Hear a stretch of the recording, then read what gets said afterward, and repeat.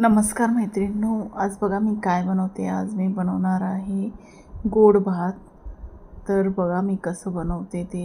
सगळ्यात पहिलं तर कढईत ठेवलेली आहे. कढईमध्ये तूप टाकलेलं आहे, 1 चम्मच. थोडेसे काजू बदाम आणि थोडीशी चारोळी अशी फ्राय करून घेणार आहे. तुपामध्ये फ्राय करून त्याला आपल्याला साईडला काढायचं आहे.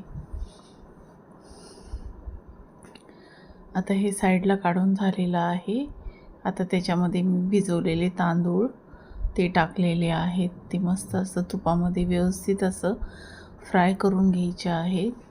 फ्राय झालं की त्याच्यामध्ये थोडंसं गरम पाणी टाकायचं आहे, थोडंसं मीठ टाकायचं आहे. गोडामध्ये मीठ टाकलं ना तर चव खूप छान लागते त्यासाठी. तर हे बघा इथं मी पाहू शकता पाणी टाकलेलं आहे. आणि आपल्याला भात शिजून द्यायचं आहे सगळ्यात पहिलं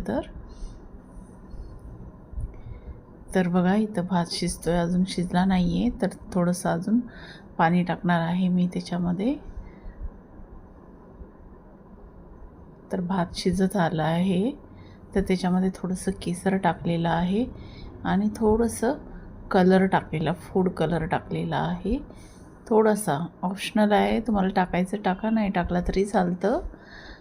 तर आता त्याच्यामध्ये मी गुळाची पावडर टाकणार आहे. तुम्ही साखरेचा पण उपयोग करून बनवू शकता, छान होतो भात हा. तर बघा असं मस्त असं मी फ्राय करून घेतली, म्हणजे गूळ मिक्स करून घेतलेला आहे भातामध्ये. आणि आता बघा आता याच्यामध्ये ना सगळे ड्रायफ्रूट्स टाकायचे आहेत, जे आपण फ्राय केलेले ते. आणि मी थोडीशी ओल्या खोबऱ्याचे काप पण टाकलेले आहेत. त्याचा टेस्ट आहे ना गोड भातामध्ये खूप छान लागतो. त्यासाठी कलर पाहू शकता किती छान आला आहे कलर. बघा पाहू शकता मस्तच असं झालेलं आहे. तर तुम्ही पण नक्की ट्राय करा, ही रेसिपी खूप मस्त होते. शिरा लापसी आपण हमेशाच बनवतो. तर कधी आहे ना गोड खायची इच्छा झाली ना तर असा गोड भात बनवून बघा, खूप टेस्टी होतो आणि खायला पण खूप छान लागतो. तर बघा इथं झालेलं आहे, मी तुम्हाला सर्व करून दाखवते.